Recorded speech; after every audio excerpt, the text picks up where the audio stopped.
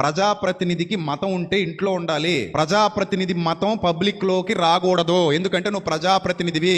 నువ్వు ఒక్కడు ఓటుతో గెలవలేదు, అందరు ఓట్లతో గెలిచావు. బయటకు వచ్చిన తర్వాత నా కుల వాళ్ళకే నేను సపోర్ట్ చేస్తాను, నా మతం వాళ్ళకే నేను సపోర్ట్ చేస్తాను అంటే నెక్స్ట్ టైం నీకు ఎవడో ఓటు వేయడు. ప్రభుత్వాలు మనకు సపోర్ట్ చేయట్లేదు, నెక్స్ట్ ఓటు వేయం. అంతే కదా. ఎన్ని ఓట్లు ఆగిపోతాయి మనం కాదంటే బోల్డ్ ఓట్లు ఆగిపోతాయి. నా మట్టుకు నేను 1,00,000 ఓట్లు ఆపేయగలను.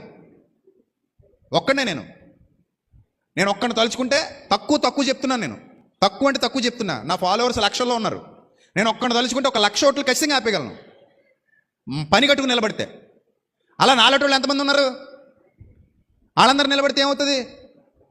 ప్రభుత్వాలు కదులుతాయి కదా. 1,00,000 ఓట్లు అంటే మాట్లాడే కదులుతాయి ఖచ్చితంగా. అలాంటి వాళ్ళు ఎంతోమంది ఉన్నారు ఇప్పుడు. సో కాబట్టి మనమే చేతకాని వాళ్ళం కాదు, మనం రాజులం. ప్రభుత్వాలను గెలిపించుకోగలిగే ఓటు హక్కు మన దగ్గర కూడా ఉంది. ఓటు లేదని ఎవరైనా ఓటు హక్కు అందరికీ, నాకుంది, నీకుంది, నాకు అందరికి ఉంది. అది 18 సంవత్సరాల నిండిన ప్రతోడు ఓటు హక్కు కలిగి ఉన్నాడు. నేను వేయను అంటే నా అనుచరులు చాలామంది వేయరు.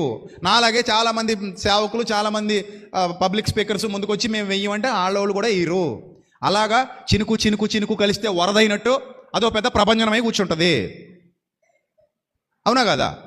అందుకే ఎప్పుడు కూడా ప్రజాప్రతినిధులు నాది ఇదే మతం, నేను ఈ మతానికి కొమ్ముగాస్తా, నాది ఇదే కులం, నేను ఈ కులానికే కొమ్ముగాస్తా, నాది ఇదే వర్గం, ఈ వర్గానికే కొమ్ముగాస్తా, నాది ఇదే జాతి, ఈ జాతికి కొమ్ముగాస్తా అని అనకూడదు. అలా అనేవాడు ప్రజాస్వామ్య ప్రభుత్వంలో ఉండడానికి అర్హుడు కాడు.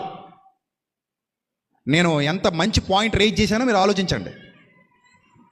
అలా అనేవాడు ప్రజాస్వామ్యం. మన ఇంటికి రాకూడదు, హక్కు లేదు. అప్పుడు నువ్వు రాకూడదు, సిగ్మల్ మొహం వేసుకు రాకూడదు, దాన్ని పెట్టుకొని